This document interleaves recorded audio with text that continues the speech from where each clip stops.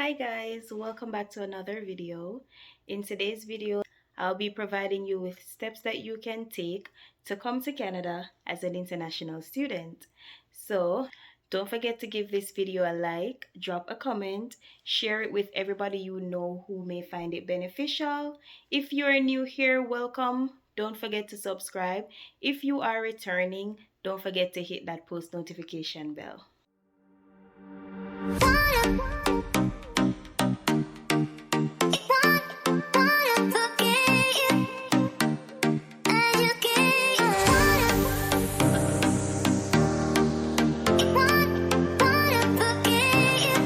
So guys, the first thing that you want to do when you're planning to come to Canada as an international student is plan, plan, plan. Do your own research, guys. Remember, the process takes time and it takes money.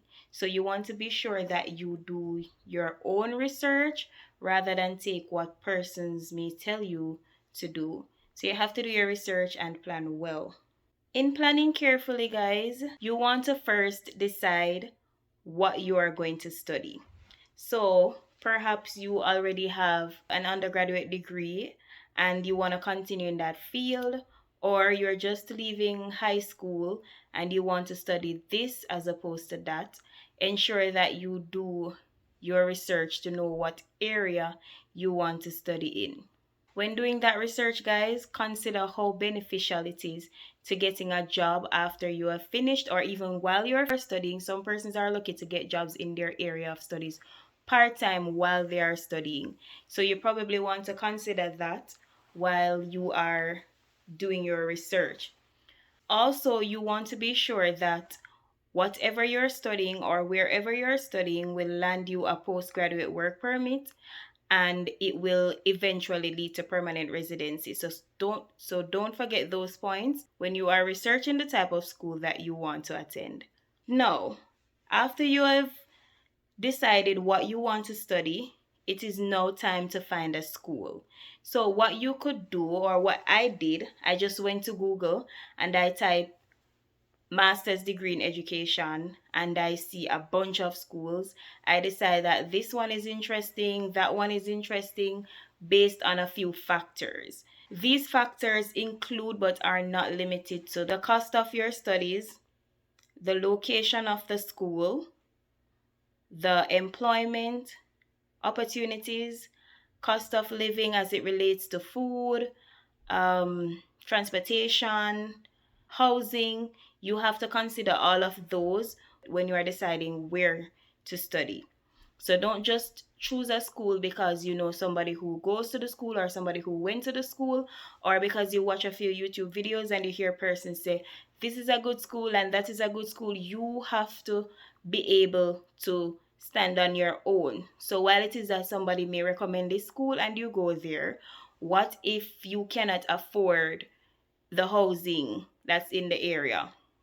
Next thing, you may want to go to a particular province to study because you have family members there, but consider the cost associated.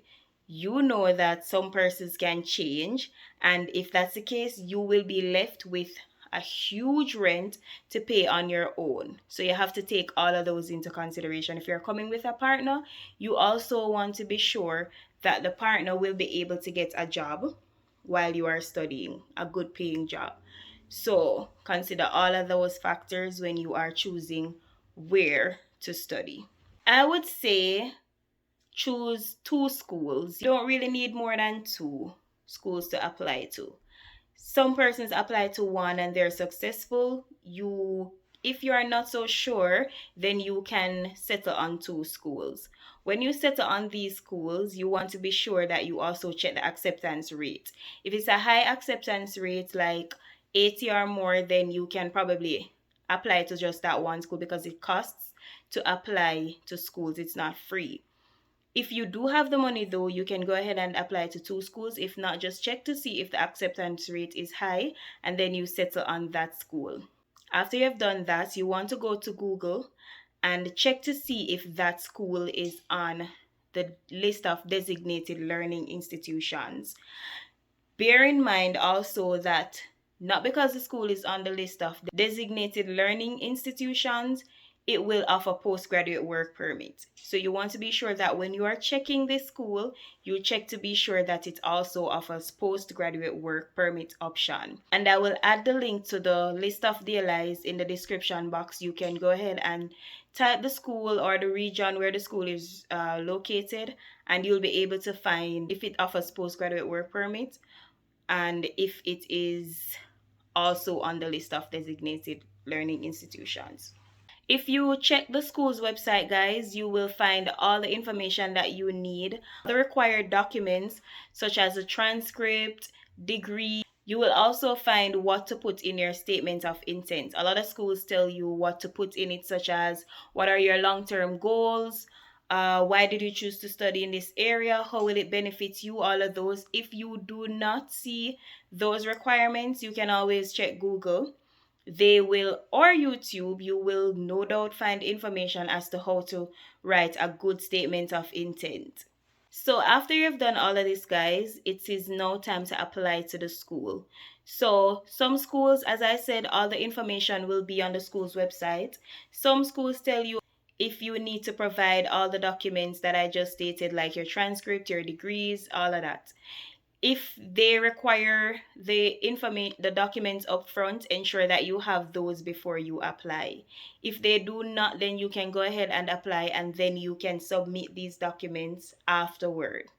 If you do not have a document, or you think that you will not get the document in time, you can simply email the school. They will tell you if they will give you time or if it is needed upfront or what to do. So don't just leave it and say, this is not listed on the website, so I'm not going to go with this school. Guys, you have to be hungry for this. You have to want to come to Canada. And so you will put out the effort to find all the documents or all the things that you need to come. So just do your research and keep in dialogue with the persons at the school. They usually reply and they will advise you as to what to do. So after you've applied for the school and you get accepted, you receive your acceptance letter. Now it is time to apply for your study permit, because you cannot apply for a study permit without an acceptance letter, or at least not that I know of. Now guys, I'm gonna put the link to the online application in the description box down below. You can simply click on it and it will tell you all the documents that you need and the steps to apply. Just to give you a rundown though, when you click on it, you will get a list of the documents that you need, such as the acceptance letter, police record. Yes guys, police record is a must. So this is not listed, this is usually not listed on their website, but you should have a police record. Do not apply without a police record. I don't know of anybody who did that and was successful, but I'm just advising you, do not apply for a study permit without a police record. It is important. So police record, transcript. You will also need to write a letter of explanation. And in this letter of explanation, it's basically explaining or supporting your application. So whatever you state in your application, you are going to support it in your letter of explanation. Guys, this can be found all over YouTube, all over Google. So all you have to do is just do your research in that area and you will find all the information that you need. um if you have not subscribed to the Andersons, he did a video on the letter of explanation, and he basically listed everything that you should have in it. All you have to do is watch the video, pause, write down, watch the video, pause, write down. Very useful. You can check out his channel. Now after you have checked out the required documents and you have written your detailed letter of explanation, you have to carefully fill out a few forms and upload the forms as well as all the documents that they require you to upload. Then you have to pay a fee. And the fee depends on how many persons are coming. If you want to find out that information, it will be there upon applying, or you can simply Google application fee for study permit. It will be there. Everything is online. So once you send off your application, there is a processing time.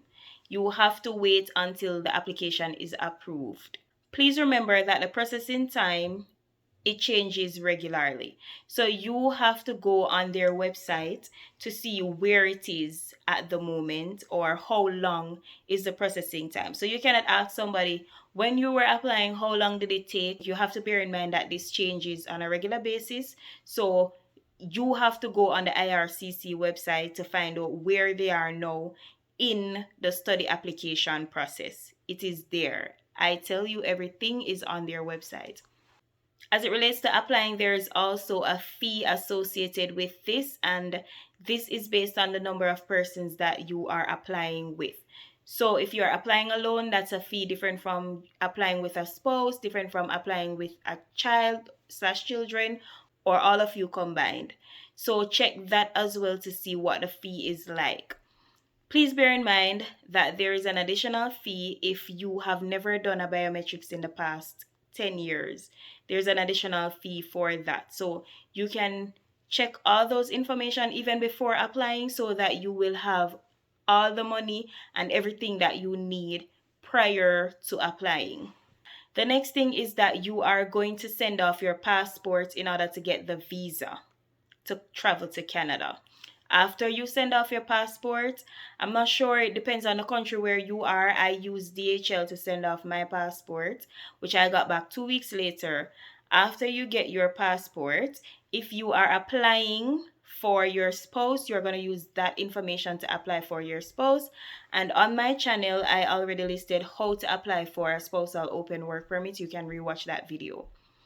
After all of this, now it is time for you, if you're traveling alone, to come to Canada, or if you're traveling with your partner, to come to Canada. So when you get to Canada, of course, you are going to have to declare everything that you have to customs, and then after that, you're going to go to, I think they're called the immigration officers. You are going to go to those people who will ask you a few questions based on, I guess they already have the information before them and they just want to verify with you. They will ask you a few questions like, do you plan to stay in Canada after your studies? How much money do you have? And sometimes they ask for proof. So ensure that, because some persons plan to get the money from family members, ensure that you have the money to show when you get there. You don't want to go through all the process successfully and then as soon as you come to Canada, you are not admitted because you did not have the money as you stated that you have. So anything that you state that you have on your application, you should be able to prove when they ask you. They may also ask you for a quarantine plan. I'm not sure if they're still doing that since they're getting strict on vaccine. Just have all your documents that you need to walk with. Be truthful, be consistent with the information that you have provided. And then after that, that's where you get your study permit. And they will list out the conditions of your study permit, how many hours to work, where you are allowed to work, and all of that. If your spouse is with you, then your spouse will get an open work permit, which states all the conditions surrounding work. And then that's pretty much it. So guys, the next video that I am going to do, I will tell you at least 10 important things that you need to do upon arriving in Canada. You do not want to miss that video, so stay tuned. Again, guys, don't forget to give this video a thumbs up. Subscribe to the channel if you are new. Share this video with everybody you know who may find it beneficial. And guys, don't forget, I'll be in the comment section waiting for your comments. So thank you so much for watching. Bye, guys.